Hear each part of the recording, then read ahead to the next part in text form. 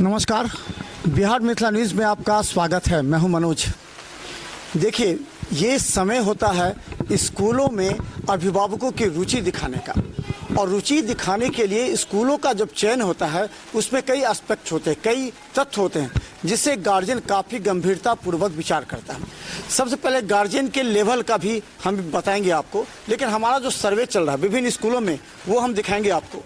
और बता दें, गुरुकुल पब्लिक स्कूल है, और गुरुकुल पब्लिक स्कूल जो है पिछले कई वर्षों से छात्रों के बीच यहाँ हॉस्टल की सुविधा है।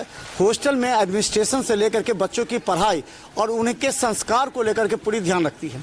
लेकिन हम बता दें, बदलते परिस्थिति में अगर हम कहें कि तो कोरोना संक्रमण के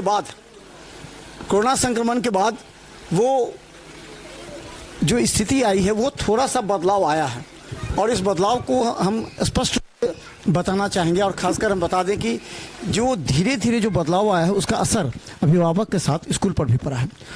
आपका सबसे पहले बहुत बहुत धन्यवाद कि आपने। आपका भी धन्यवाद मनोज जी।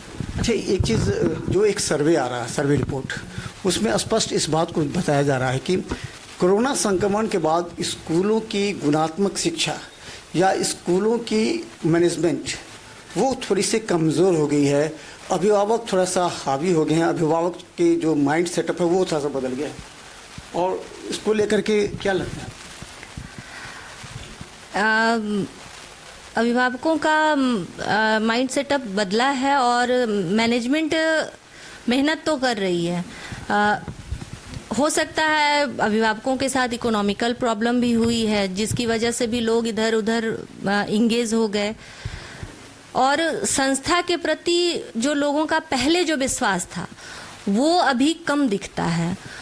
पेरेंट्स को ये लगता है कि शायद यहाँ से दूसरे जगह ले जाना वो बेहतर होगा, या फिर बार बार चेंज करने की जो उनकी मेंटिलिटी बन गई है कि नहीं, शायद यहाँ कमी है, यहाँ मिल जाएगा वो चीज़। तो सबसे पहले पेरेंट्स से ये मेरा एक्सपेक्टेशन है कि पहले आप जहाँ भी अपने बच्चे को दिए हुए हैं आप उस संस्था पे विश्वास रखें, और साथ ही साथ वहाँ के मैनेजमेंट से आप बार बार कंसल्ट करें कि आपके बच्चे का इम्प्रूवमेंट कैसे बेहतर हो सकता है। क्योंकि जब तक आपका फेथ उस संस्था पे नहीं होगा तब तक संस्था भी आपके बच्चे पर काम नहीं कर सकती है। तो सबसे पहले फेथ बनाएं और उसके बाद आप मिलें। आपको जो भी वहाँ से फैसिलिटीज़ मिल रही हैं उसको आप बार बार वहाँ पर जाकर के जानें, समझें। क्या हो रहा है कि पेरेंट्स अपना समय नहीं दे रहे हैं लोगों को। जब आप टीचर्स से, आप मैनेजमेंट से मिलेंगे नहीं तब तक आप बच्चों के प्रॉब्लम को नहीं समझेंगे। और बच्चों के साथ भी प्रॉब्लम क्या हुई कि 2 साल बंद होने की वजह से जो उनकी आदत हो गई घर पे बैठने की, साथ ही साथ वो सोशल मीडिया से कनेक्ट हो गए, मोबाइल से कनेक्ट हो गए, टीवी से कनेक्ट हो गए, पढ़ाई से दूर हो गए। कहने को ऑनलाइन क्लासेस चले, लेकिन हमारा जो सोसाइटी था वो उसके लिए प्रिपेयर नहीं था, क्योंकि ऐसे किसी भी पैंडेमिक के लिए न तो बच्चे प्रिपेयर्ड थे न तो मैनेजमेंट प्रिपेयर्ड था।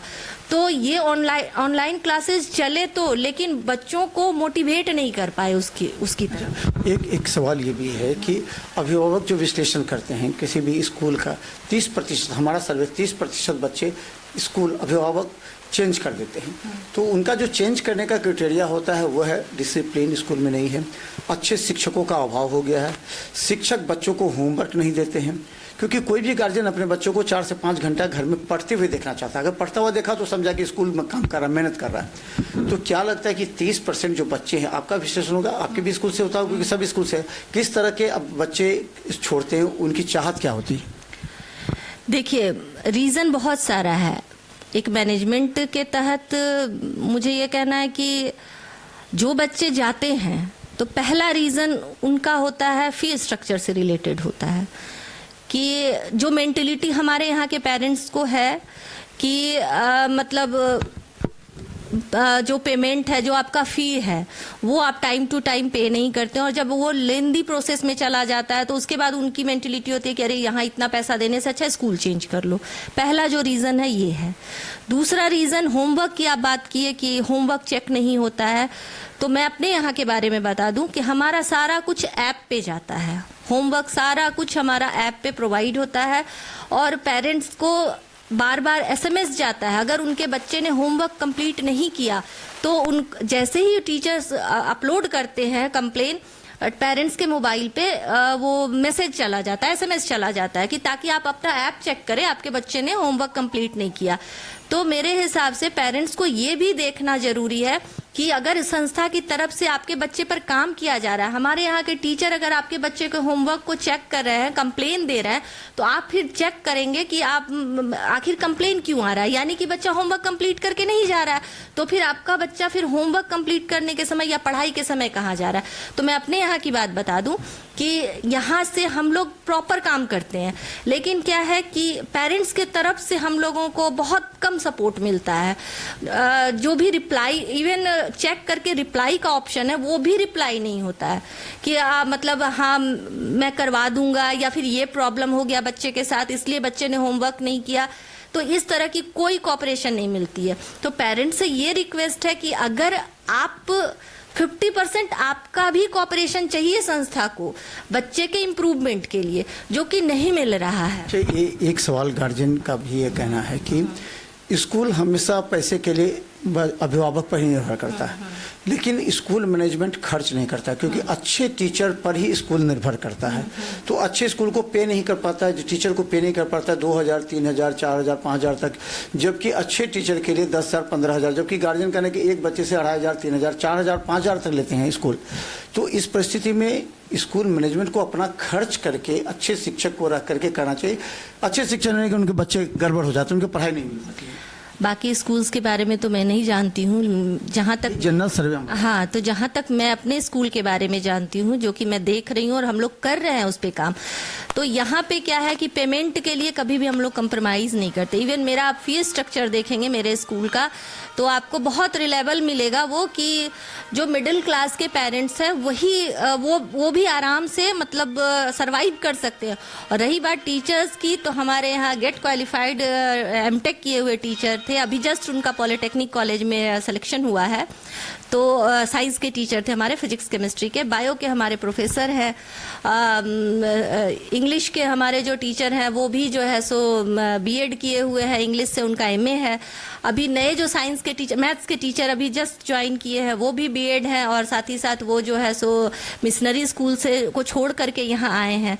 तो मैं अपने यहाँ के बारे में बता दूं कि हम लोग कभी भी टीचिंग के इसमें टीचर्स में कभी भी कंप्रोमाइज़ नहीं करते हैं, जहाँ तक बेहतर से बेहतर सुविधा देने की कोशिश करते हैं।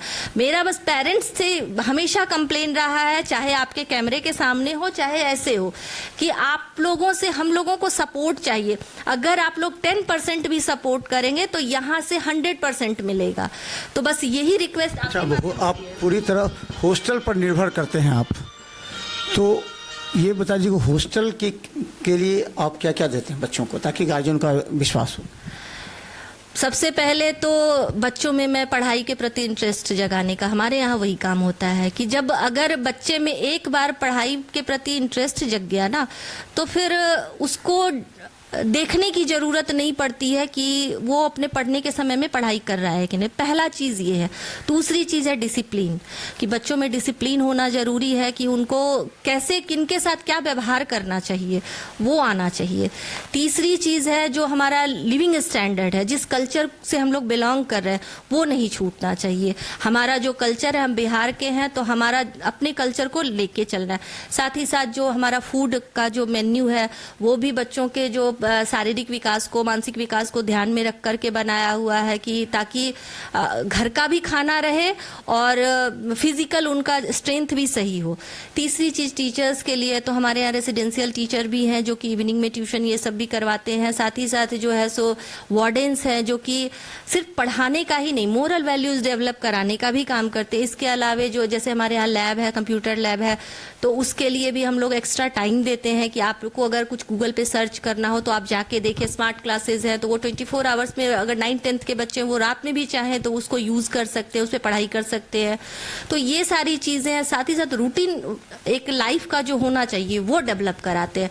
अभी जैसे हमारे जो पहले के बच्चे थे, जो स्टूडेंट जो 10th करके यहाँ से गए, अभी सेटल होना शुरू कर चुके हैं बच्चे जो है सो अभी कोई PSC को क्वालिफाई करके अभी आसाम में ज्वाइनिंग किया है, कुछ बच्चों ने JEE मेंस कंप्लीट करके अभी जो है इंजीनियरिंग कर रहे हैं, कुछ बच्चे जॉब कर रहे हैं ऑलरेडी बेंगलोर ये सब में, कुछ बच्चे UPSC के लिए फोकस्ड हैं जो कि इस दिल्ली यूनिवर्सिटी से वो DU से पढ़ रहे हैं हिंदी से ऑनर्स, और फुल्ली मतलब उनका माइंड कॉन्सेप्ट क्लियर है कि उन्हें करना है।